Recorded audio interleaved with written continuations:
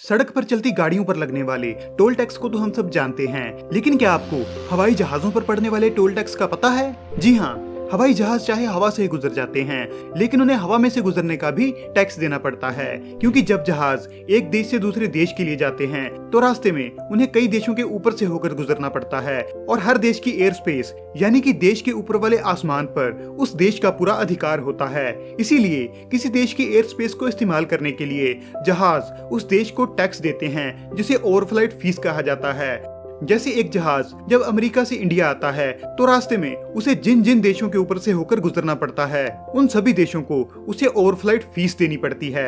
Overflight fees का कोई universal system नहीं है, बल्कि हर देश अपने हिसाब से इसे चार्ज करता है। जैसे कुछ देश जहाज के साइज और उनकी एयर स्पेस में वो कितने किलोमीटर उड़ा इस हिसाब से चार्ज करते हैं, तो कुछ देशों ने अपनी एयर स्पेस को इस्तेमाल करने का एक फ्लैट रेट रखा होता है। अगर जहाज किसी देश में लैंड होता है तो उसके चार्जेस अलग से होते हैं, लेकिन ओवरफ्लाइट फीस सिर्फ उस देश का आसमान इस्तेमाल करने के चार्जेस होते हैं। डोमेस्टिक फ्लाइट्स यानी कि किसी देश के अंदर अंदर उड़ने वाले जहाजों को भी ओवरफ्लाइट फीस भरनी पड़ती है, लेकिन इंटरनेशनल फ्लाइट्स के मुकाबले इनके चार्जेस कम होते हैं। ओवरफ्लाइट फीस बहुत से देशों की कमाई का एक अहम साधन है, क्योंकि जो देश बिजी एयर ट्रैफिक रूट के नीचे आते हैं उन्हें रोजाना अपनी एयर स्पेस से गुजरते जहाजों से ही करोड़ों रुपए की कमाई होती है।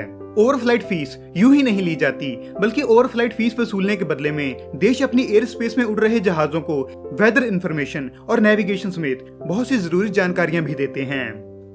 अगर ये जानकारी आपको पसंद आई तो इस वीडियो को लाइक शेयर करने के साथ ही चैनल को सब्सक्राइब करना मत भूलें।